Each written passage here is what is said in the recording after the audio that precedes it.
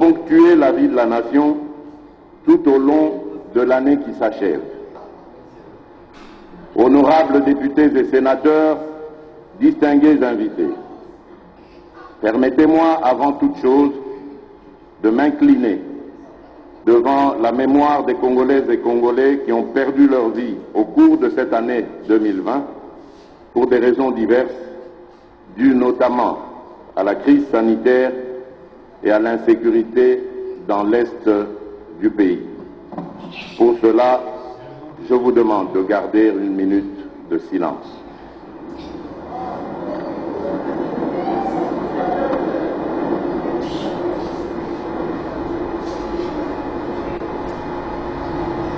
Je vous remercie.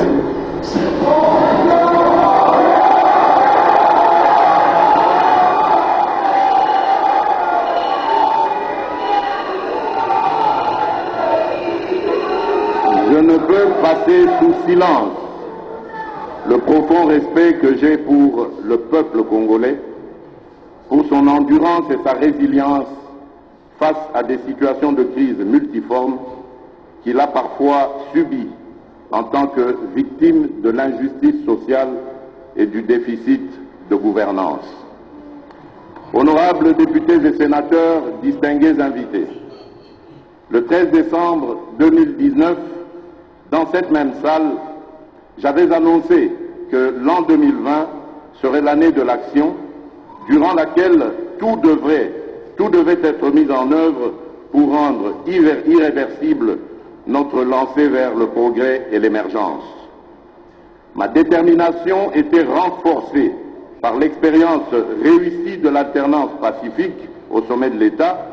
événement majeur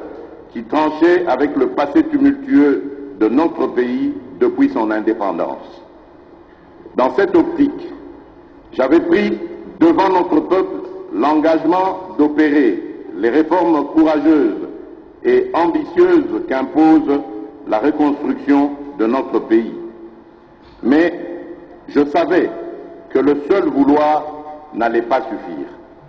qu'il fallait établir un cadre politique et institutionnel qui soit propice à leur mise en œuvre, et que, dans le même élan, j'ai formulé le vœu qu'ensemble,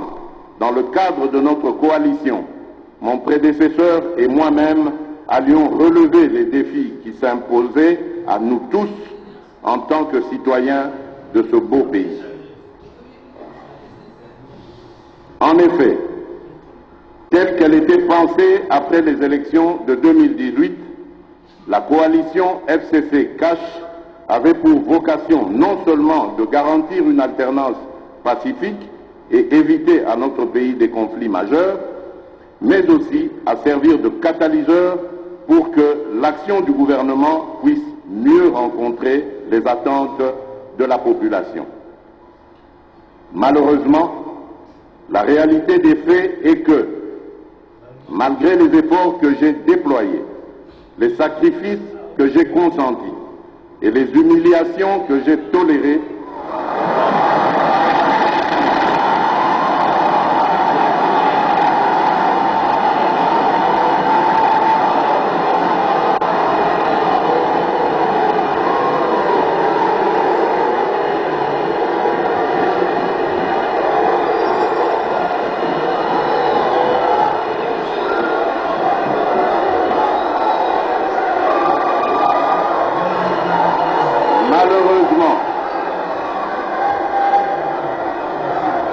Malheureusement, la réalité des faits est que, malgré les efforts que j'ai déployés, les sacrifices que j'ai consentis et les humiliations que j'ai tolérées,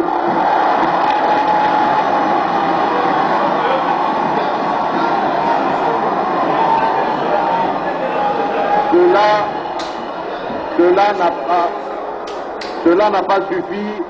à faire fonctionner harmonieusement cette coalition. Cela n'a pas non plus empêché l'émergence de difficultés de tous ordres au sein de celle-ci, rendant ainsi aléatoire la concrétisation du changement tant réclamé par notre peuple.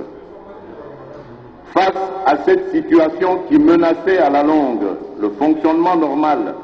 de nos institutions dont je suis le garant, il me fallait absolument réagir, mieux agir.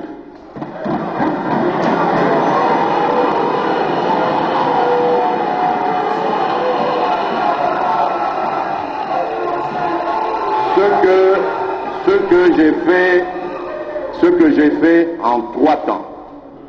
Tout d'abord en lançant le 23 octobre 2020 un appel à tous mes compatriotes, toutes tendances confondues, de nous rassembler dans une union sacrée de la nation.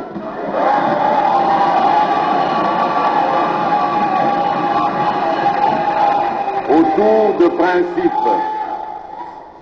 principes, de valeurs et d'actions dédiées au service de la population. Ensuite, en me fondant sur les prérogatives que me confère l'article 69 de notre Constitution, j'ai engagé de larges consultations des forces vives de la nation à travers des leaders les plus représentatifs de la société civile et de la classe politique afin de recueillir leurs avis et éventuelles recommandations sur les solutions de sortie de crise. Enfin, par mon message à la nation du 6 décembre dernier, j'ai rendu publiques les décisions que j'avais prises, enrichies par les apports de différents groupes et personnalités consultées. En effet, comme cela est ressorti dans mon dernier message à la nation, j'ai noté une forte convergence entre la très grande majorité des partis consultés et moi-même sur la nécessité de rompre avec une coalition FCC-Cash devenue paralysante pour l'action du gouvernement.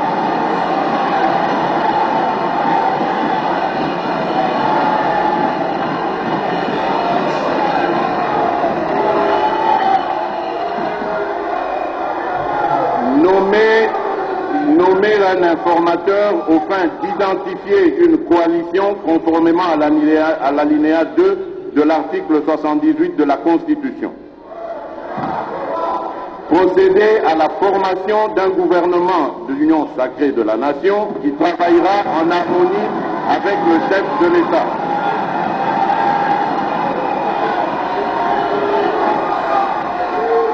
Mettre en œuvre les réformes issues des consultations dont la plupart sont les mêmes que celles voulues par le président de la République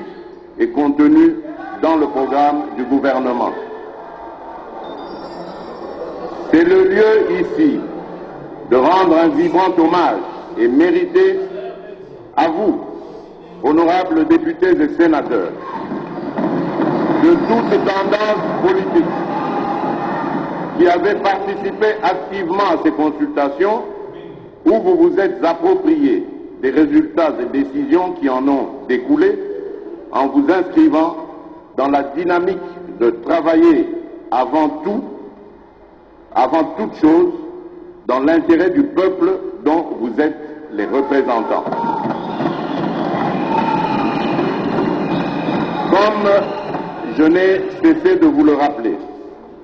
vous avez un rôle à jouer pour aider à corriger les excès du passé, à implémenter un nouveau code, un nouveau mode de gouvernance et à veiller à ce que nous ayons un Congo pacifié, plus efficace, plus démocratique et surtout plus solidaire.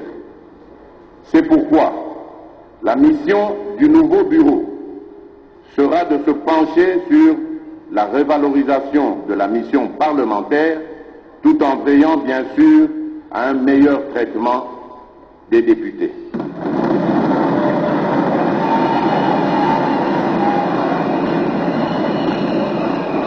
La crise à laquelle nous avons assisté au sein de l'Assemblée nationale et son dénouement démocratique exemplaire à travers le traitement et le sort réservé à la pétition engagée par les députés de tous bords contre l'ancien bureau constitue un indice sérieux de maturité politique.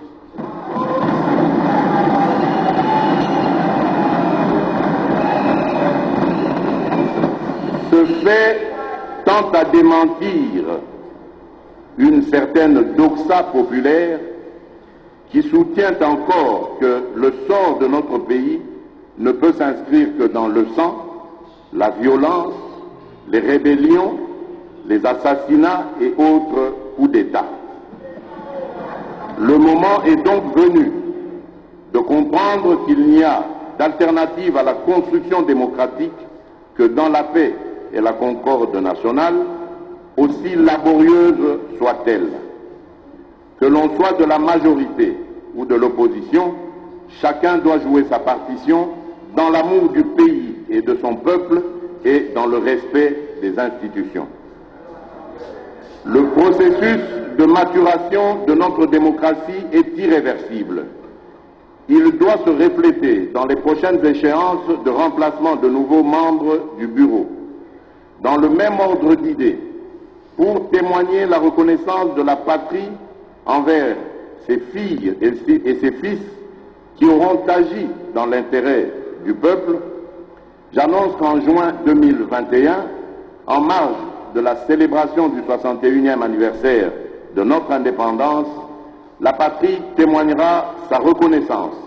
envers le Premier ministre Patrice Emery Lumumba, un des héros nationaux dont on aura procédé au rapatriement des reliques et à qui on donnera enfin